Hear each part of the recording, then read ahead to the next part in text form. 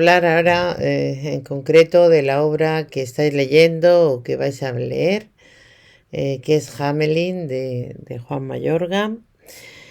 Bueno, la obra se estrenó en el Teatro de la Abadía de Madrid el 12 de mayo de 2005 a cargo del grupo Animalario bajo la dirección de Andrés Lima. Andrés Lima, que es este actor que veis aquí, hacía también el papel de acotador. El Teatro La Abadía de Madrid es uno de esos teatros que, aunque es de titularidad privada, lo lleva además uno de los grandes actores españoles, José Luis Gómez, al que vimos haciendo de Unamuno. En un fragmento que os puse, es un gran actor. Bueno, a pesar de ser de titularidad privada, recibe subvenciones de estatales y de la Comunidad de Madrid, lo que le permite pues afrontar proyectos arriesgados de teatro. Es uno de los teatros donde se montan espectáculos más interesantes, novedosos, o no solamente de autores españoles, sino también de autores extranjeros, o se reeditan, rehacen montajes como, por ejemplo, El público de Lorca, que yo he visto ahí, o incluso también teatro clásico, teatro más histórico, más antiguo, con montajes especiales o montajes novedosos. Es un teatro interesante que siempre tiene, sea cual sea la obra que pone en escena, siempre tiene un seguro de calidad y por lo menos son obras interesantes. Y el grupo Animalario era un grupo independiente de teatro, se juntaron una serie de actores, luego han tenido todos una carrera actoral individual importante, seguro que los conocéis a todos porque han hecho películas, series, etcétera. Pero en el momento que se juntan con la idea de hacer un teatro comprometido, un teatro crítico, y la obra de Mayorga evidentemente les venía muy bien porque es un teatro que reúne esas características. La obra fue muy bien acogida por la crítica y por el público. Y claro, estamos hablando de obras que tienen planteamientos nuevos, que son críticas y que tienen éxito de público, puesto que el nivel de educación y de formación de la sociedad española ha subido. Ya no estamos con el público del teatro de antes del 39, donde recordad que había problemas en la educación, que había un índice de analfabetismo muy grande. Estamos en otra España, donde ha desaparecido prácticamente el analfabetismo. Y, y aunque no son una mayoría, sí que hay un grupo importante de personas, de público, con una formación suficiente para poder apreciar planteamientos teatrales que se salen, digamos, del teatro de consumo, como es el caso de esta obra. Bueno, recibió muchísimos premios, ya os digo que no solamente fue un éxito de público y de crítica, sino también recibió premios como el premio Max. Los premios Max son premios españoles anuales de teatro y recibió ese año, estamos hablando del 2005, el premio al mejor espectáculo de la temporada teatral, el premio Ercilla de la Asociación Colegial de Escritores, etcétera. Ese primer montaje que se hizo bajo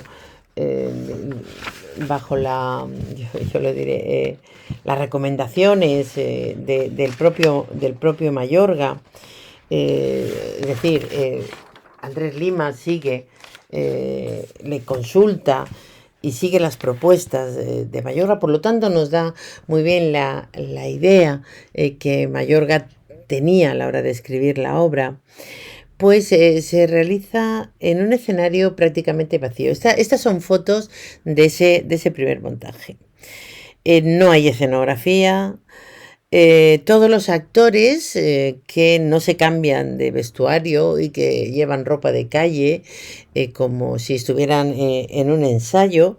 Esta, por ejemplo, disculpad, esta actriz es la psicopedagoga del colegio del hijo del juez.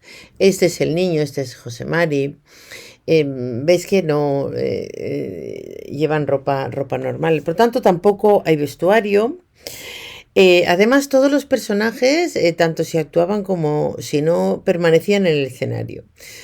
Permanecían cuando no les tocaba actuar en los laterales, como si fueran espectadores, como si estuvieran presenciando todo el tiempo la obra, lo cual, bueno, pues puede ser novedoso. Solamente cuando les tocaba actuar se ponían en el centro del escenario. Lima, que ya os he dicho que es el director y el actor que encarnaba al acotador, propuso ese escenario desnudo, en el que solo había una puerta al fondo, y es la puerta de la habitación del hijo del juez. Es ahí donde se enclaustra el hijo del juez, donde lo que pone de manifiesto esa soledad inmensa de ese niño, que es uno de los dos niños alrededor de los cuales va a girar la obra. Solo había en el escenario unas sillas y un objeto que no viene en la obra de Juan Mayorga, que lo añade el director, pero ya os digo que con el beneplácito de Mayorga, que es una jaula en el centro del escenario en la que había tres ratas vivas. Lo que era una clara alusión al cuento tradicional del flautista de Hamelin, que ya sabéis que es un cuento tradicional recogido por los hermanos Grimm, que va a dar título a la obra y que tiene que ver, como luego ya veremos, con la obra. Pero esos animales, además de de aludir a ese cuento ese cuento tradicional, son un constante recordatorio de la condición malvada o abyecta de los personajes que pueblan la escena.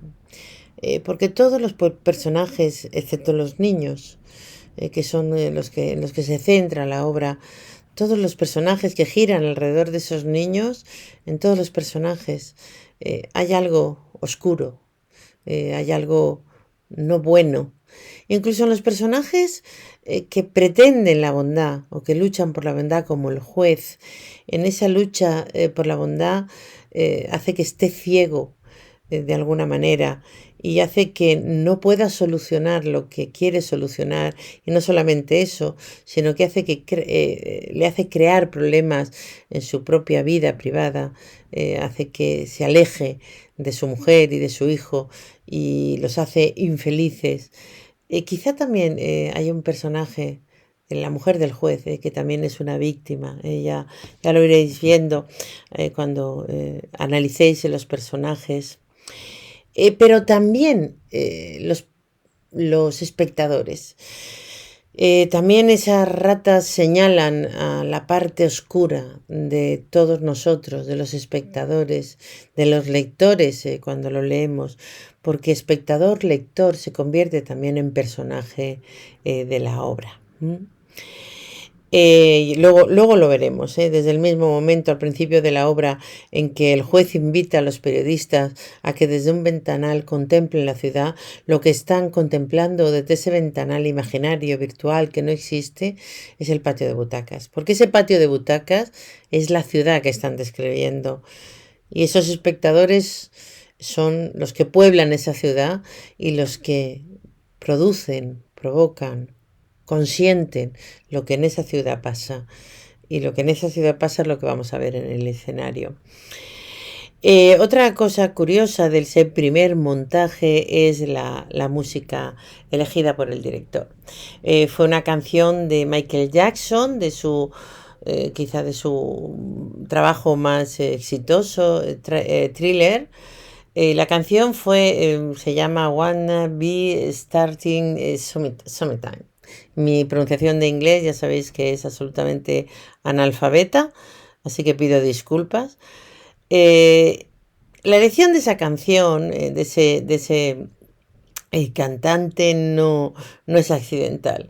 Hay que recordar, bueno, el disco se publica en 1982, pero en 2005, justo en el año en que se estrena la obra, comenzó un juicio contra el cantante, contra Michael Jackson, por abuso de menores. Entonces, claro, no, ya, como ya os digo, la elección no es en nada casual. Todas las escenas de la obra se construyen, por decirlo de alguna manera, con las sillas, con esas sillas que veis aquí. Eh, no hay escenografía ninguna y con esas sillas nos hacen crear o crean o hacen que imaginemos desde la cama de el matrimonio Montero Julia hasta el despacho del juez, el bar de Brando, donde trabaja el bar Brando, perdón, donde trabaja Gonzalo, el hermano de José Mari, todo, no hay escenografía. Y todo esto que os he contado forma parte de lo que se llama el texto espectacular, todas esas cosas que no están en el texto, decorados, etcétera. Como veis aquí, está reducido a la mínima expresión. Tras el estreno de Hamelin en 2005, las representaciones en España y en el extranjero se fueron sucediendo. En Buenos Aires se estrena en 2006, en Santiago de Chile en 2007, en San José de Costa Rica también en 2007, en Roma también en 2007, donde además recibió un premio importante, el premio Ubu a la mejor novedad extranjera de la temporada teatral de ese año. En México se representa en 2008, en Las Palmas de Gran Canaria en 2009 y en el vídeo que tenéis aquí de Juan Mayorga hablando de la obra se refiere precisamente a esta representación canaria de 2009. En Toronto, Canadá en 2010, en San Miguel de Tucumán en 2011, en Quito en 2011, en Módena en 2012, etcétera. El texto además se ha traducido al rumano, al francés, al portugués, al italiano, al polaco, al griego, al inglés, al coreano, al turco y al finlandés. Es una muestra de la proyección internacional, no solo de la obra, sino del autor. Recibió, y como ya os he dicho, una excelente crítica, como podéis ver si os metéis en internet, la crítica del crítico teatral del País, Marcos Ordóñez, del 2 de julio de 2005. No sé si en el vídeo está el enlace, pero si no podéis ir a internet y verlo, donde decía, entre otras cosas, Hamelin es una de las obras del año, uno de los montajes del año, todavía más. Marca, a mi entender, un punto y aparte nuestro teatro y abre una nueva vía. El modelo, tantas veces solicitado desde estas páginas del teatro civil británico. Llevar a la escena sin maniqueísmos, sin abaratamientos, abaratamientos farsescos de farsa, sin quedarse en el mero reportaje didáctico, los conflictos sociales y humanos de nuestro tiempo con verdad y hondura dramática. Como ves, es una buena crítica. De todas formas, ya os digo que podéis leer la crítica completa en el País. No sé si os la hemos puesto, luego lo miro en el enlace en el vídeo. En fin, Mayorga se inspiró en un hecho real, en un hecho ocurrido en 1997. Ahí tenéis la noticia, la imagen de la noticia y aquí un enlace donde podéis leerla completa. Es un caso que se conoció como el caso Raval. en el que se descubrió una red de pederastia en el popular barrio barcelonés del Raval. El autor afirma que le impactó el titular periodístico, ese titular que dice: una pareja alquila a su hijo de 10 años los fines de semana por 30.000 pesetas. Es el titular de otro periódico, no el de aquí, pero bueno, más o menos. En la obra vamos a encontrar algunos detalles que aparecían en el citado caso policial. Por ejemplo, los apuros económicos de los padres de las víctimas, el papel de benefactor y el supuesto respaldo social de quien lleva a cabo los abusos, el uso del domicilio particular de uno de los acusados como escenario de los delitos. Sin embargo, a pesar de la inspiración primera en un hecho real, Mayorga es consciente de que el teatro no puede limitarse a ser un espejo del mundo, ni puede solucionar los problemas del mundo. Lo único que puede hacer el teatro, según Mayorga, es enfrentar a las personas, a los espectadores, con sus contradicciones. Y aquí no podemos menos que recordar ese fragmento que hemos leído en clase de la comedia sin título de Lorca, de esa comedia sin título donde Lorca, recordad que dice que nos presenta el autor, lo que quiere es enseñarnos esta noche un pequeño rincón de realidad. Y dice, hoy os hace una encerrona, se refiere al público, porque aspira a conmover vuestros corazones, enseñando las cosas que no queréis ver, gritando las simplísimas verdades que no queréis oír. Eso es también el teatro para Mayorga, y veréis que en el vídeo lo dice, que quiere mostrar lo que el público no quiere ver. Y no quiere ver el público porque en lo que se ve sobre el escenario, en eso que ocurre, como ya os he dicho, forma parte como autor o como omisor el propio público. Todos somos la sociedad que permitimos, simplemente porque no luchamos contra ello, porque miramos para otro lado, lo que se muestra en el escenario. Y muchas veces somos incluso autores o personajes de eso que ocurre.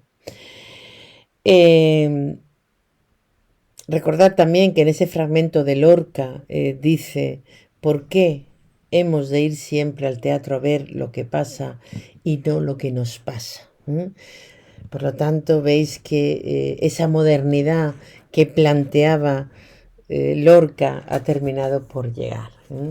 Porque también porque en el teatro actual hay mucho de eso, de mostrar al público eso que no quiere ver, mostrarle sus propias contradicciones. El autor, Mayorga, por lo tanto, se abstrae de un hecho real para hablarnos de una ciudad, de una comunidad que no sabe cuidar de sus hijos, y ahí se establece ese paralelismo con el flautista de Hamelin. Y ya os he dicho que es un cuento popular del cual, bueno, pues hay diferentes versiones, hay muchas variantes, y que recogieron los hermanos Grimm en el siglo XIX, y a través de esa reelaboración del cuento popular de los hermanos Grimm, pues nos ha llegado hasta nosotros. Supongo que la historia más o menos la conocéis, y si no, ahí tenéis un enlace para buscar información sobre ella. Y claro, si la obra toma el título de los hermanos Grimm, algo tiene que ver esa historia con la obra, y tiene que ver, porque en el cuento, si lo leéis detenidamente y con mente inteligente, veréis que nos habla de algo terrible. En el cuento son los niños los que van a cargar con el castigo de una culpa cometida por los padres, por los progenitores, por la sociedad. Es decir, encarga ese pueblo a un flautista que les quite un problema, el problema de las ratas, pero luego no cumplen con su obligación moral, que es pagar al flautista por el trabajo realizado. Y entonces ese error lo terminan pagando los niños, porque el flautista se lleva a los niños. La alusión directa al cuento cierra el primer cuadro de la obra y también el último, y siempre es una alusión a través de las palabras del juez Montero. De esta forma la obra adquiere un valor simbólico. El mal invade ese valor, esa invasión del mal, la tentativa de reconocerlo y de destaparlo. Si bien se pone de manifiesto la dificultad o la imposibilidad de conseguir erradicarlo. Ese es un poco el mensaje. Y en fin, hasta aquí esta segunda lección, este segundo comentario sobre la obra. Luego vamos a ir hablando un poquito más de los temas, de los personajes, etcétera. Antes de leer, yo recomiendo que veáis este vídeo donde el propio Mayorga, a raíz de ese estreno canario de la obra, habla de Hamelin, y me parece tremendamente interesante y os puede dar alguna luz sobre su lectura. Y bueno, acabamos ahora y ya mandaré la tercera clase sobre Hamelin.